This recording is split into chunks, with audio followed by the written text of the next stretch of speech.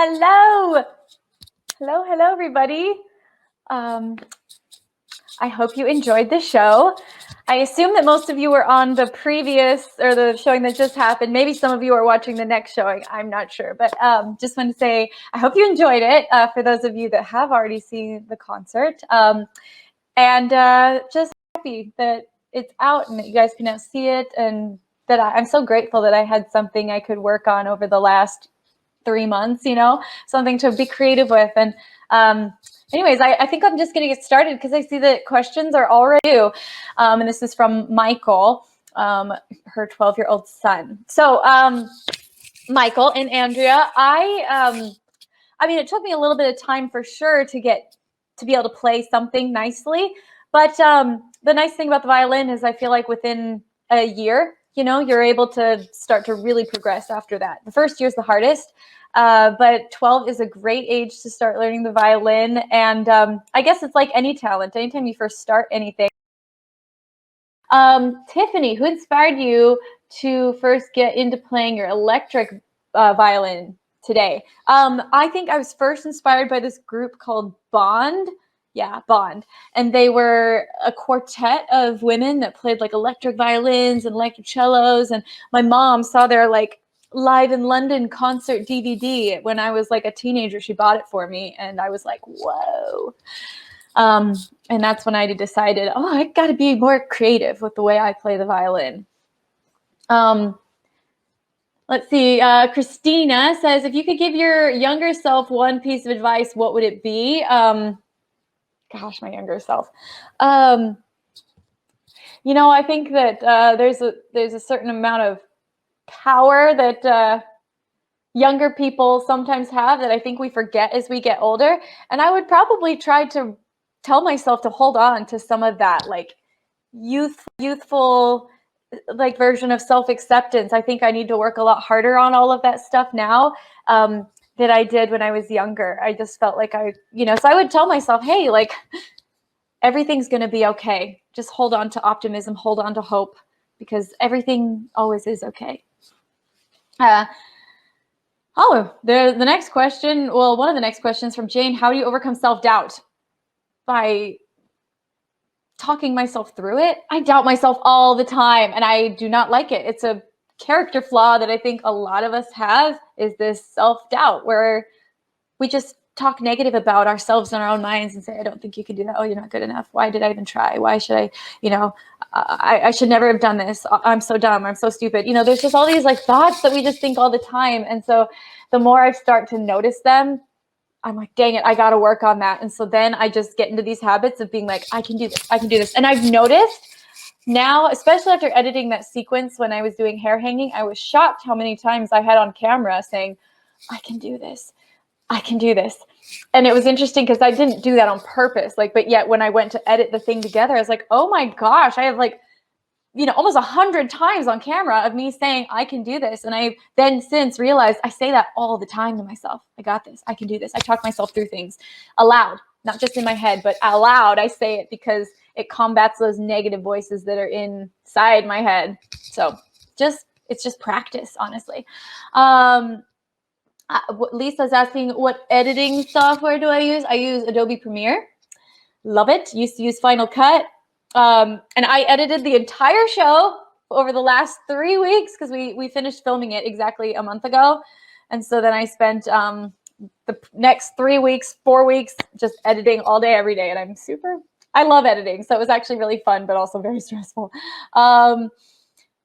What's my favorite thing about Colorado? That I got to play at Red Rocks. It's one of my favorite venues in the United States. It's stunning. It's beautiful. It's iconic. And it's so beautiful. I love that place. I cried when I walked on stage, but I cry a lot if you haven't noticed. I just get very emotional very easily.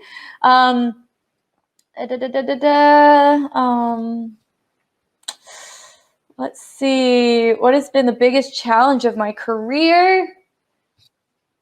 Trying to learn TikTok. Moving on. Funny, but kind of true, man. I think one of the biggest challenges of my career is the self-doubt, is constantly reminding myself that I can do it and not to take everything so hard, not to constantly judge myself by the fact that, my post today on TikTok nobody liked, or my last music video didn't do well, or this artist didn't want to collab with me. Like, just learning not to take things personally and just say, well, that's just how it was today. That's just how that post did. Doesn't mean that I'm worthless, or that artist probably has a million things going on. It doesn't have to be personal and about me.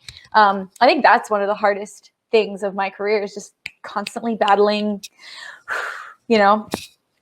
reminding myself that I get to do what I love and I love it. And I just need to be grateful for that every single day and not let the other things bog me down, because they very easily can if I don't work at it. Let's see. How do you find all the beautiful nature locations in your music videos? Oh man, I love filming in nature. And I was really lucky when I first started making videos. I just lived in a beautiful place. I lived in Provo, Utah. And so I would just go into the canyon right there by my house. I'd go into Provo Canyon and just film wherever. That's what I did for my most recent 2 music videos. I went back to Provo or Salt Lake and just filmed around there. Other times it's like I just find beautiful places when I, see a picture and I'm like, someday I'm going to film there. Someday I'm going to film there. And I just make a mental note. And so we got to film Artemis in the Redwood Forest, that I had made a mental note years ago that I wanted to film a music video someday in the Redwood Forest, and there's a couple other locations that I'm like, someday I want to film there, and I just can't check them off. What is my favorite part about doing a live stream concert? I think my favorite part about it was that there's certain things that you can do in tours that are so magical, and being in a live concert, there's nothing like that. But since I couldn't do that with you guys this time, I thought, well, what could I do that I couldn't do on tour? And so it was really fun to design a show that could only be pre-filmed. There's no way we could have done what you just saw as a streamless concert, because every set, we had these huge set pieces that had to be moved in, and we changed costumes and we changed makeup and hair. So it was really fun to treat each song like it was its own seamless performance, and that's all we had to focus on, and then we'd move on. So we could make every song so special with set pieces and large props, and I know it just made it really unique. And all these ideas that I've had for a long time that I could never do on tour, like throwing dust in the air, you can't do that on tour, anyways, it just was fun to think about a live performance, or a show in a different way. Oh gosh, Shauna, what do you think your younger self would say if she could see you now? Oh my gosh, she would be so excited, because when I was a teenager, well, even when I was a kid, I loved to entertain. I've just always loved that. I would, get the neighborhood kids together and we'd put on a talent show, or I wrote a play one time for the neighborhood kids to be in. And, we'd give away tickets to the neighbors to come to our things. And then when I was in high school, I always joke that if TikTok had been a thing when I was in high school, oh my gosh, I would have been so all about it, because my friends and I were always making little videos and I'd edit them together. And, before there was YouTube or any way to share them, I just did them because we liked it. And so I think my younger self would just be so excited to be like, oh, I'm still doing it. Because I basically just now I'm a professional doing the same exact things I did when I was a kid, which is kind of funny. How many violins do I own? Ooh, I think I own 12, I think. Top 3 favorite tour costume you've ever made. I love costumes, music video costumes, tour costumes. I really like this one red sparkly costume that I wore for the Grinch in the last Christmas tour. It was sparkly leopard print with a big feather boa on it and a red top hat. I love hats and I love sparkly things. And in this show, I didn't make this costume, but the dress that I wore in Angels We Have Heard on High, I'm so grateful. A designer I'm going to post about it soon, but a designer from Israel, I reached out to him because I saw his work and I was like, I love your dresses. And he was so nice and let me borrow that dress for the show. And it's one of the most stunning things I've ever worn. What is your Hogwarts Harry Potter house? I'm a Gryffindor. I've taken the test several times. It's official. I mean, the Sorting Hat put me there.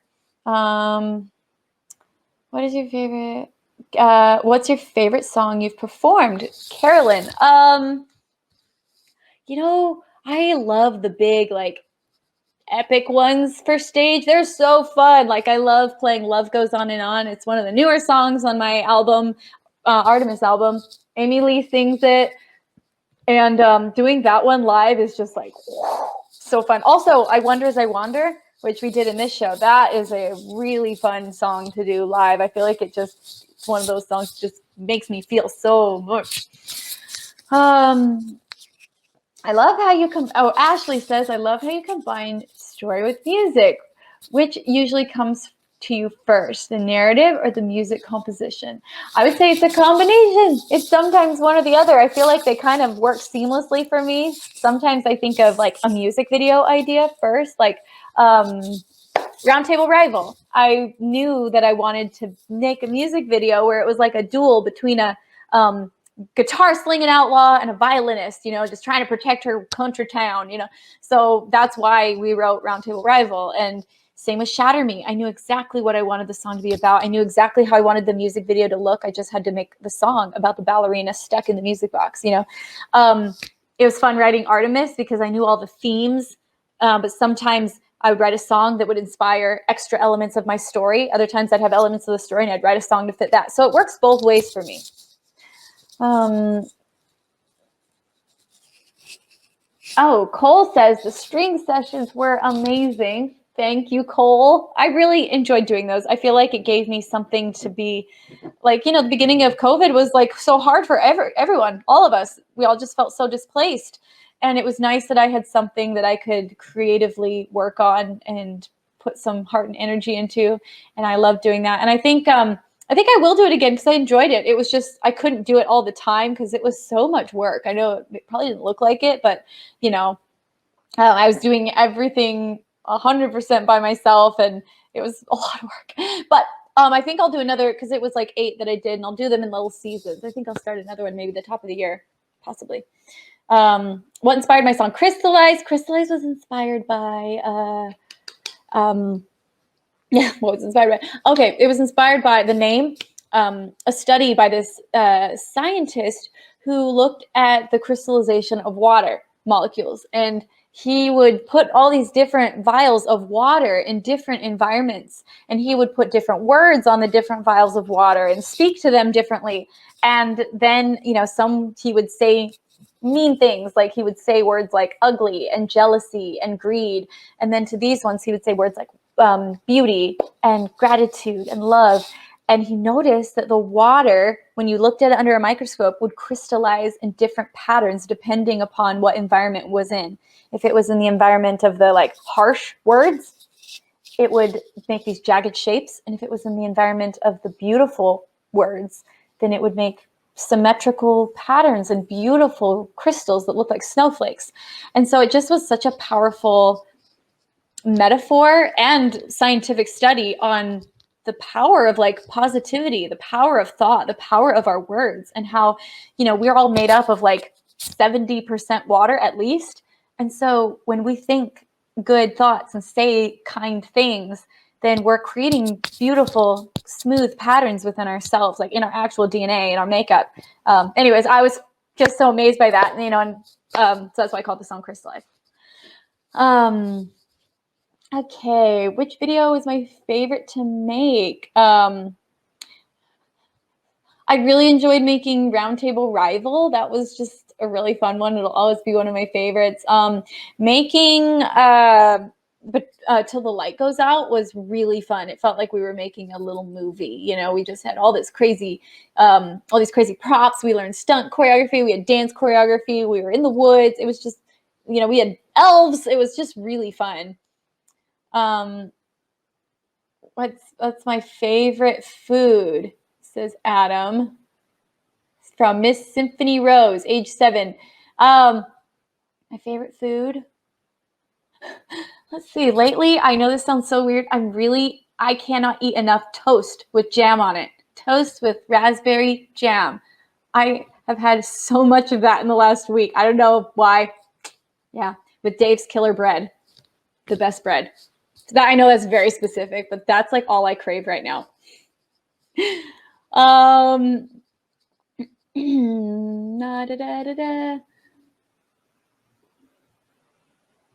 What is your best movement this year?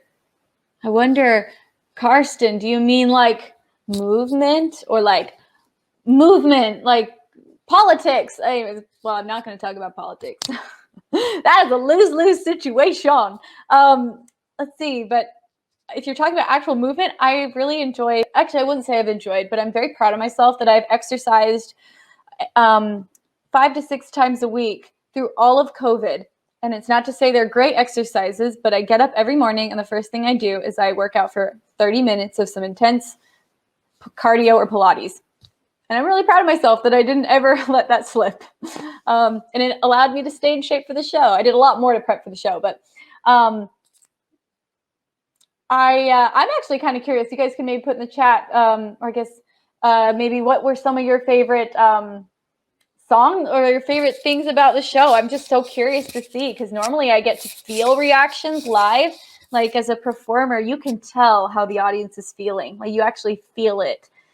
You can feel if something is off. You can feel if they're into it. And it's so weird doing this virtual type show because I can't feel you guys, and I miss that. So anyways, I'm curious to see what were some of the things that you guys felt or liked about the show. What's my favorite place I've performed over the years? First, I thought it said this year. I was like, my living room. Over the years, I have to say I love performing in France. The French people are very passionate. They're very, very passionate. And it's, I don't know, I just always feel, so it's so fun to perform in France. And they've got great, do I have any memories from visiting London? Yes. Let me try to think of one. I just remember me and my entire crew went out and had a super touristy day. Like we did all the things that a tourist would do in London. And as cheesy as that sounds, we had the best time. We went to outside the palace. We went to, oh gosh, I'm forgetting all the names. We went to Piccadilly Circus. We rode on all the trains, and we went to where the Beatles took Abbey Road. We went to Abbey Road where the Beatles took that picture. It was just so fun to it was like the second to last day of tour because we almost always end in London because it's closest to skip back home. And so it was the second to last day of tour, and we just had so much fun. Okay, favorite board game. I love board games. I really like Splendor. I love Scrawl. It's like Pictionary, but with drawing. There's another version called Telestrations, but I love that game. I also like one called Who's the Dude? It's really funny. It's like charades, but you have to make the dude do all the charades. Anyways, let's see. When did I get Luna? I got Luna at Christmas time. So exactly, was it 5 years ago or 6 years? 5 years ago. Wow. If I had to pick the best part of my job, what would it be? The best part of my job would probably be I love that I just love being creative. And one of the greatest things about where I'm at is that I get to be creative and then I get to share it. Part of being a creative spirit is like you love to share what you've created. And the fact that it brings people joy, like what? I just feel so inspired by that I'm like that. If ever I'm down or discouraged or feeling uninspired, I just remind myself, like, you get to create stuff and then you get to share it. Like, how lucky am I? What made you want to try hair hanging? I'd never heard of that. So I'd never heard of it before either. And a little over a year ago, I went to a Cirque du Soleil show, and I don't know. Normally, you don't go to Cirque du Soleil and think to yourself, I want to do that because it's so extreme. But for some reason, when I saw the hair hanging, I thought, oh, I want to do that because I've always wanted to try aerial work, but I could never figure out how I could do it because you always need your hands to reset yourself or support yourself. And I didn't want to just float around in a body harness. And so, I saw that. I thought, oh, I could do that because you could play the violin. You don't need your hands. I will say I had no idea how incredibly painful it would be. I was shocked by the pain. But now I can say I've done it. I honestly don't think I'll ever do it again. Oh, because I did it for 2.5 months to get ready, and it was just it was so hard. So now I'm like, check, I did it. I don't know if I'll ever do it again. We'll see. Let's see. Patty's saying, oh, this was your first time seeing me perform. I hope we get to be together in person someday, but I'm so glad you enjoyed it.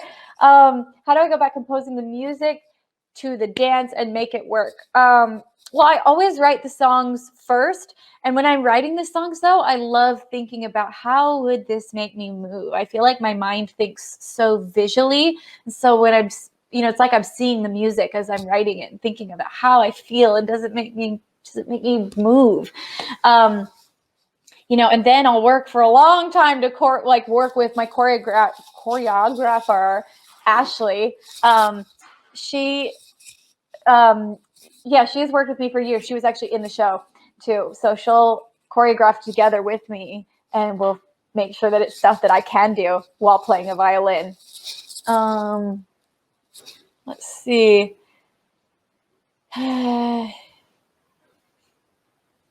Oh, thank you, Ava. I really appreciate your comment saying that you enjoyed the moments between the songs, and I thank you. Do I make my own costumes? Lindsay is asking me. Huh? Hello, Lindsay. I make some of them. And then I design others and have seamstresses make them. So some of the costumes in the show were pieces that I sketched out and designed. Others were costumes that I borrowed and because I definitely ran out of budget. I was like, oh my gosh, I need to now finish the show without spending anything. And I had some really kind friends that let me borrow costumes, and, and then I'd add things to them or tailor them or, make them feel like they fit the number by adding things to them. I'm very good with safety pins.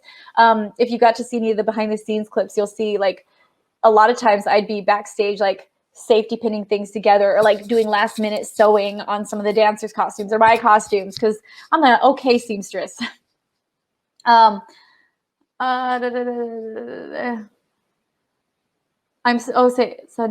Neva is also talking about the hair hanging. Thank you. I'm so glad you guys enjoyed that. Otherwise I would have been like, wow. I am so proud of you and inspired that you kept practicing even through moments of weakness. You kept pushing through. Love you. You know what? That really was such a mind over matter experience, just being like, I can do this. And to be honest, I don't think I would have done it. I think there's a really important concept. There was a lot that I learned from that experience. It was important for, I think, me to go through. It reminded me, one, how tough I am, how tough everybody is, not just me, but when you push yourself, sometimes it's amazing what we could do. It's amazing what you can accomplish if you just go for it and say, I'm going to refuse to believe that this is impossible. I'm going to refuse to believe that I can't do this. Even though I feel like I can't, I'm going to tell myself I can. It's made me remember that a lot of times the first step of something is, this feels impossible. I remember the first time I picked up a violin. I was like, how could you ever do this? This is impossible. That's just step one. It's not the end of the road. And so, I'm really glad that I had such an extreme experience with that to remind myself of all these lessons that I know, but I think I needed to be woken up a little bit to remember. How much hair do you need to hang from it? You know what? My hair was barely long enough. And I also have a lot of layers in my hair, but I was really nervous. When I was learning how to style the hair for the hanging, I barely had enough. Let's see. Would you come to our wedding? Oh, congrats, Cassie and David, on getting married. That's so exciting. You're getting married next year in England.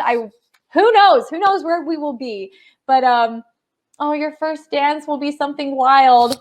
That is amazing. Well, congrats on getting married, and hopefully we'll all be able to travel by then. Happy birthday, Max. I hope you're having a fantastic day today, and that it's everything you dream of. Eat lots of cookies and cake or whatever your treat is of choice. Is Eric okay? He's okay. He was a little disappointed that he never got to truly dance in the show, but Can we get a dance off between Eric and Luna? That is a great idea, Lorley. I will request that. Eric is such a good sport. He's been my tour manager now for like 7 years, maybe 8 years. I don't know, but he's become like a dad, brother. He's just become, he's family to me. Him and like so many of the people I tour with, my dancers, my band, which sadly my band couldn't be there due to COVID situations, but I miss them very much. But my tour people are like family to me. And so, but Eric is such a good sport. I like send him these ideas and he's like, okay, I'll do my best. And anyways, he's such an actor. How different was my creative process to make the Brave Enough album from the Artemis album? That's from Dana. They were different because my Artemis album was written based on like a story, and it was really fun to do it like that because, here this was my 5th studio album, which is crazy to me. But I was trying to think, how can I make this feel fresh? How can I make it feel, exciting again, not only for my listeners, but for me to write? And so I came up with the Artemis story in the comic book. And so as I was, writing these songs, I was also writing the story of the characters, and it made it all feel different. It made making the music videos feel different and new too, and exciting because I was bringing characters and a world to life. That was very different from Brave Enough because Brave Enough was a concept album based on like grief and loss. And it was written all about my experience of, losing Gavi.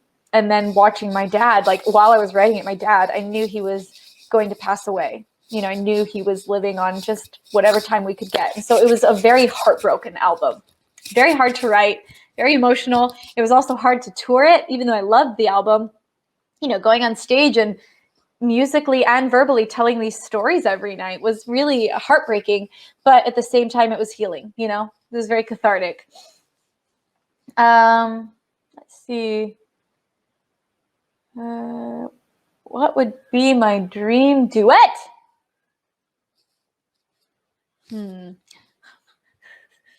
I've gotten to. Someone also asked what artist I would want to collaborate with, and I'm going to answer both of those twofold. I love John Williams. He's the composer that is the best composer of all time, I think, in terms of movie scores and cinematic storytelling. Through music, he did like the score for Star Wars and Harry Potter and Jaws and Indiana Jones, just all these iconic things. Home Alone, like I just love his music. So I would love to work with him to compose something.